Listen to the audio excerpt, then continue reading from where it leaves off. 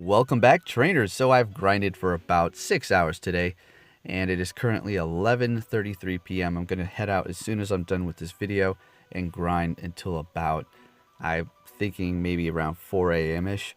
My goal is to hit 9 million Stardust by the end of this. So it is going to be finished on the 10th, so that gives me plenty of time to do that.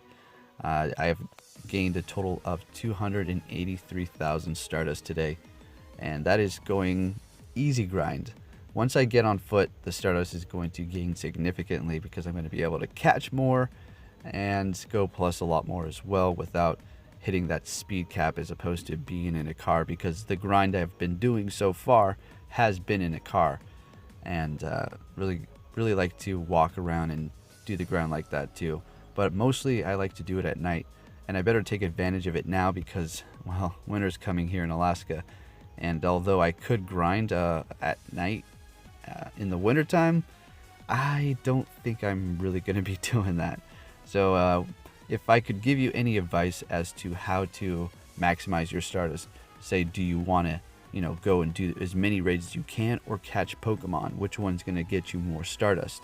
Well, it depends on your area. If you have gyms everywhere with raids going on and you live in a big city, I say do a mix of both, catch and hit those raids, okay? Because if the raid boss is evolved, you're going to get more candy because, well, that's what happens when they have their evolved stage, right?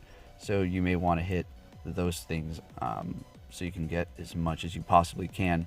Now, as far as catching, you want to use your Go Plus and just hit everything. See, I'm tossing my Great Balls currently because I'm driving and grinding. But honestly, I probably should have been accumulating some more, because as soon as I do hit the ground with my feet, I'm going to be using those Great Balls to fast catch. Anyways, so if you have not that many gyms in your area, I suggest you find parks or clusters like that, maybe the mall or something where you have a few Pokestops. Light those up, do laps, and catch those. That should do you pretty good for the Stardust.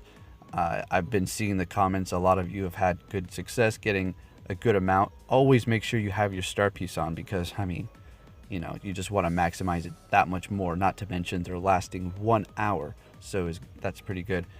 Make sure to not exhaust all of your raid passes. Say you can't buy more in a week or something like that. Moltres is coming, so make sure you do have some stock up on the boxes in the shop here. I think I'm going to go ahead and just buy another one, to be honest with you. You can't go wrong with the star pieces and those super incubators. And as far as the super incubators go, if you did not know, I actually showed it in my last video. I just didn't say anything about it. You can check how many you have by going into eggs and then hitting the incubator sign in the corner, and I have 83 there. So I am super set to go with those.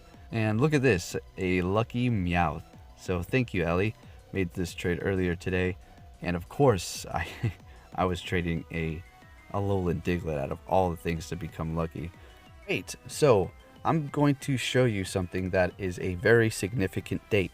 And that is when Regirock is going to take off, finally. After all these months of the Regis, they're going to be gone for now until they return as a shiny, of course. So let's go over the dates. This is going to include Gen 4 possibly, and new legendary raids. So Reggie came into the raids on August 16th, and they go on to say it will leave on September 20th. September 20th. Maybe we can see something else happen before that. So we have the Ultra Reward coming on. I don't know. They're going to announce it on the 10th. So that's not the day the Ultra Reward is going to actually be unlocked. But then again, who knows what they're going to do. But I'm sure they're just going to announce it. They're going to say, hey, this is the date of which, something's going to happen. Say, the day before Regirock leaves or after, possibly. So September 20th is a date to look out for. That's a possible sign for more things coming. Which legendary raid do I think is going to replace this? If they do drop Gen 4, I think it's going to be Palkia and possibly Dialga. Right, that's just my guess. Giratina would be amazing People were suggesting that it should be an EX raid boss. I think that's, yeah, maybe that would be cool, I suppose. But I don't know. It's part of the trio, so I don't think they're going to do that, you see. Just kind of like Groudon, Kyogre, and Rayquaza. You know, that would be saying, like, let's put Rayquaza as an EX raid. See, they're all there, not excluded to the, you know, system of the EXs, right? Anyway, so there you go. There's my thoughts on that, and possibly maybe some action may be happening around September 20th, even sooner. Since we may be seeing these very soon, let's go ahead and cover the legendaries for Gen 4, just to get out of the way so you can see their CP. Now, there's not going to be any moves, but we can go over their general stats. So first up is Giratina, which is going to be a Ghost and Dragon type. Max CP 3,965, attack 207, defense. Wow, that's pretty nice. 247 in stamina. Woo, 300. So this thing is stacked. The only thing it's lacking is a bit more attack. If it had that, then it would just be a complete monster that it actually is. So let's go ahead and look at its weaknesses and resistances here. Weak 2, Dark, Dragon, Fairy, Ghost, and Ice. Resisting Fighting, Normal, Bug, Electric, Fire, Grass, Poison, and Water type. So that is a good amount of resistances. If only we can drop legendaries in a gym. Man, how many times have we heard that line? Whew. All right, let's go ahead and go over to the next one here. Cresselia. Now, this is an interesting one. In the main series, it's a bit of a staller, meaning it's very tanky, has a lot of HP. It's going to do moves to the opponent that kind of wear it down, not necessarily hit it hard really quick, just slowly over time make the opponent lose its health, and then it'll just outlast it in that aspect. So it is a pure psychic type. Max CP 2,777, and then its attack is 152, defense 263, and stamina 240. All right, so it's like I said, a bit of a tanky Pokemon. Doesn't have attack, looks great. Weak 2, Bug, Dark, Ghost, and resisting Fighting and Psychic. It's going to be a cool addition to have to your team, although that attack is so low. To have like 6 unique psychic types to go up against a specific raid.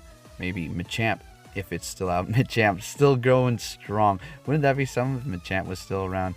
That'd be funny. I wouldn't doubt it. I mean, shoot, it's been here forever now, right? Now on to the dreaded. Now, I mean dreaded. I do not want to see this thing anytime soon. Regigigas. But its stats are crazy. Look at it. All right, so max CP 4,955, attack 315, defense 231, and stamina 220. So as you can see, it's a monster. Weak 2, Fighting, and resisting Ghost. Oh yeah, it's just a pure normal type, as you can clearly see here. So there is Regigigas. Next up is Heatran. This thing is quite nice, although it's going to be 4 times weak 2 ground types, but it can do a fairly good job going up against specific raids. Say, an ice type raid boss, legendary raid. This is going to be resisting that quite significantly. So it is going to be a fire and steel type. And doesn't it have a pretty neat design? A lot of you may not know this, maybe the older generation, but it has like the gremlin style head on the top. Not like from the Gremlins movie with, you know, the Mogwai and stuff. I'm talking about like the old cartoons.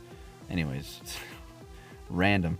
Max CP 3,521, attack 251, defense 213, and stamina 182. So it does have fairly good attack there. Going for the Heatran, and it's going to be 4 times weak to ground, weak to fighting, and water. Resisting Bug, Fairy, Grass, Ice, Poison, Steel. Look at that list. All right, that is a double resistance there, folks, for several different types. 6 to be exact. That's intense because of that steel type. It's just so good. And then Dragon, Flying, and normal Psychic. All right, let's go to the next one here. Palkia. We've been over this one before, and I got pretty heated over it. And its CP is probably going to definitely get nerfed, so don't expect to see it at 4,559 CP. Although that would be crazy. So I'm holding off to dump some rare candies into this one specifically here. Can't wait to get my hands on it. It is going to be a water and dragon type. Attack 308, defense 247, and stamina 180. Yeah, that's what I'm talking about. Definitely good there. Week 2, dragon and fairy, resisting 4 times fire and water, and then just resisting steel. Okay, so Palkia, I'm quite excited for that. And now we have Dialga. It's going to be a steel and dragon type. Very nice typing as well. And then do not expect it to be that CP of 4,654. Attack 302, defense 242, and stamina 200. So it's a bit more tanky than Palkia is as far as stamina wise anyway. And then we're going to see it's going to be weak to fighting in ground type, resisting grass 4 times, and poison as well. And then resisting bug, electric, flying, normal, psychic, rock, steel, and water. Wow. See how those steel types are so fantastic? They're really good. You know, if you have fighting or fire, I mean, obviously you're going to take them out. But let's just see. Look, it's not weak to fire because it's, you know, part dragon. Dragon resists fire.